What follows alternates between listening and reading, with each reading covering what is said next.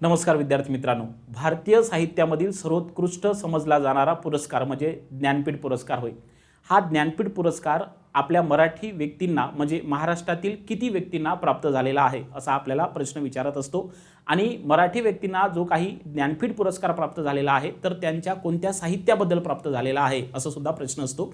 तर हे सर्वच्या सर्व आपण 2 मिनिटांमध्ये पूर्णच्या पूर्ण कव्हर करणार आहोत। बघा, ज्ञानपीठ पुरस्कार हा महाराष्ट्रीयन किती व्यक्तीला मिळालेला आहे म्हणजे अर्थात मराठी किती व्यक्तींना मिळालेला आहे तर तो 4 व्यक्तींना मिळालेला आहे। आता हे कसं लक्षात ठेवायचं तर मी तुम्हाला एक गोष्ट सांगतो। बघा, महाराष्ट्रीयन व्यक्ती जर तुम्हाला विचारले तर ज्ञानपीठ पुरस्कार प्राप्त किती व्यक्ती आहे तर 4 व्यक्ती आहे। तर तुम्ही एक गोष्ट लक्षात ठेवा, खा शी न के। बघा, खा शी कने, बघा लक्षात ठेवा, खा शी कने हा शब्द तुम्ही लक्षात ठेवायचा आहे। म्हणजे या खाशी कने नावाच्या 4 अक्षरी शब्दामध्ये महाराष्ट्रातील 4ही व्यक्ती ज्यांना ज्ञानपीठ पुरस्कार प्राप्त झालेला आहे त्यांची नावे आलेली आहे।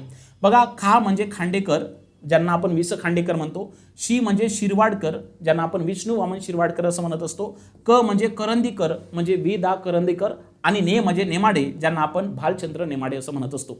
तर महाराष्ट्रीयन किती व्यक्तींना ज्ञानपीठ पुरस्कार प्राप्त झाला तर त्या व्यक्तींची नावे आहे 4। कोणते कोणते? वि स खांडेकर, त्यानंतर विष्णू वामन शिरवाडकर, त्यानंतर वि दा करंदीकर आणि शेवटी भालचंद्र नेमाडे। तर आता नेमकं या कोणत्या कोणत्या साहित्याला त्यांच्या ज्ञानपीठ पुरस्कार प्राप्त झाला लक्षात ठेवा। हे जे काही वि स खांडेकर आहे तर यांची कादंबरी होती ती म्हणजे ययाती नावाची। कोणती? ययाती नावाची।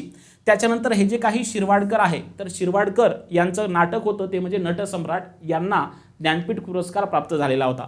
त्यानंतर हे बघा, हे आहे करंदीकर यांचा काव्यसंग्रह होता तो म्हणजे अष्टदर्शने, या काव्यसंग्रहाला ज्ञानपीठ पुरस्कार प्राप्त झाला। आणि शेवटी आहे भालचंद्र नेमाडे यांची कादंबरी होती कोणती? हिंदू जगण्याची समृद्ध अडगळ, तर यांच्या साहित्याला तो ज्ञानपीठ पुरस्कार प्राप्त झालेला होता। अशाच माहितीपूर्ण व्हिडिओ करता विद्यार्थी मित्रांनो टेक्स्टबुक सुपर कोचिंगच्या प्लॅटफॉर्म सोबत जोडून राहा। भेटूया पुन्हा पुढच्या व्हिडिओमध्ये। धन्यवाद।